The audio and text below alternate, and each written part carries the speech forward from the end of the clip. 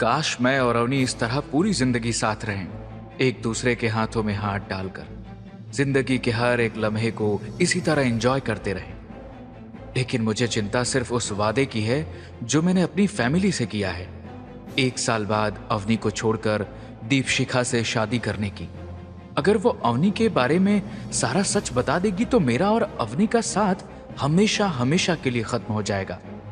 नहीं, मैं ऐसा नहीं होने दूंगा।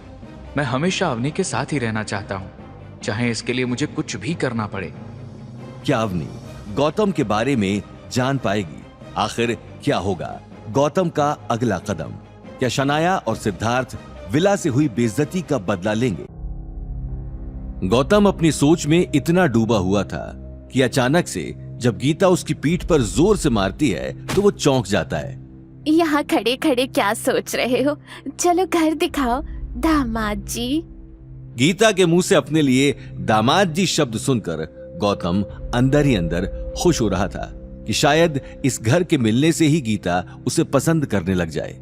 लेकिन गौतम से इस तरह बर्ताव करते देख अनिल शॉक्ड हो गया। पता नहीं भगवान इस बार क्या करने की कोशिश कर रहा है, अनिल ने मन ही मन सोचा। चलिए भी अब डैड, क्या हुआ? अवनी के यूं अचानक बोलने से अनिल थोड़ा हिल गया और फिर उसने देखा कि गीता गौतम का हाथ पकड़कर आगे आगे चलते हुए पूरा घर अच्छे से देख रही है। देखिए मम्मी जी, कितना खूबसूरत व्यू है इस कमरे से। मैं सोच रहा था कि अवनी इतने स्ट्रेस में रहती है, इस कमरे का वास्तु भी अच्छा है, वो यहाँ से अच्छे से डिजाइन्स भी बना पाएगी। तो ये कमरा अवनी।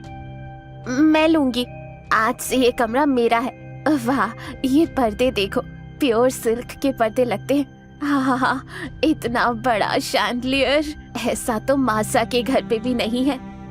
गीता एक बच्ची की तरह कमरे में यहां से वहां भाग रही थी।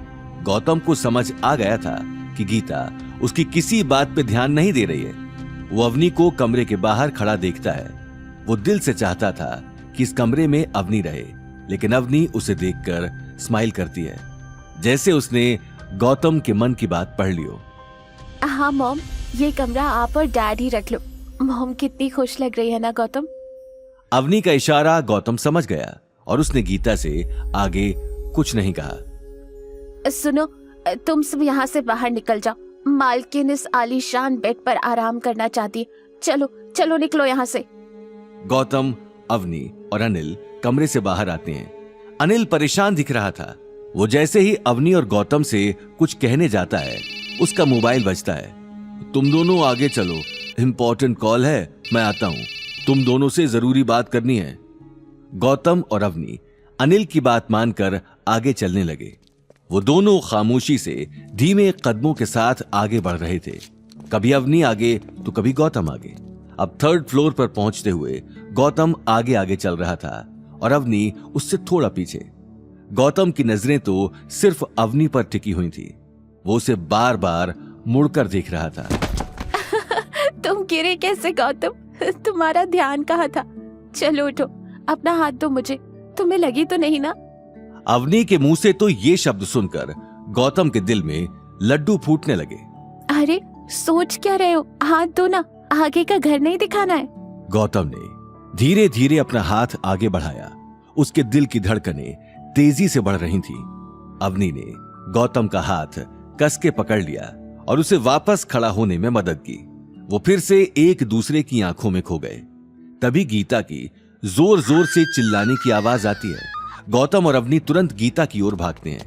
अनिल भी वहां उसी समय पहुंच जाता है, लेकिन तीनों गीता को देखकर हैरान हो जाते हैं।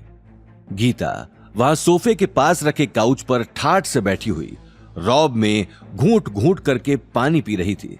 उसे खुशी थी कि अब गौतम और अवनी उसकी आंखों के सामने हैं और अकेले वक्त नहीं बिता रहे। इससे पहले कि उससे कोई कुछ पूछता, गीता ने एक फरमान जारी किया। सब लोग मेरी एक बात कान खोल के सुन लो। मैं कल के कल महारानी एक्सप्रेस टूर पर 7 दिनों के लिए रवाना हो रही हूँ। गीता के मुंह से महारानी एक्सप्रेस टूर के बारे में अचानक सुनकर गौतम, अवनी और अनिल तीनों हक्के बक्के रह गए। उन्हें नहीं पता था कि गीता कुछ ऐसा प्लान बनाए बैठी है।